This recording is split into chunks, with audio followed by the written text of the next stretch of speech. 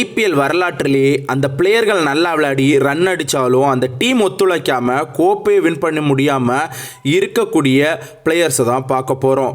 இந்த வகையில் 5வது இடத்துல ரிஷப் பண்ட் இருக்காரு. 3284 ரன் அடிச்சிருக்காரு அந்த ஒரு அணிக்காக.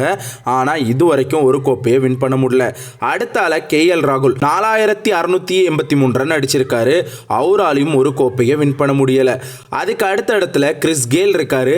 4965 ரன் அடிச்சும் அவரால் ஒரு கோப்பையும் வின் பண்ண முடியல. 2வது இடத்துல AB டிவிலியர்ஸ் இருக்காரு.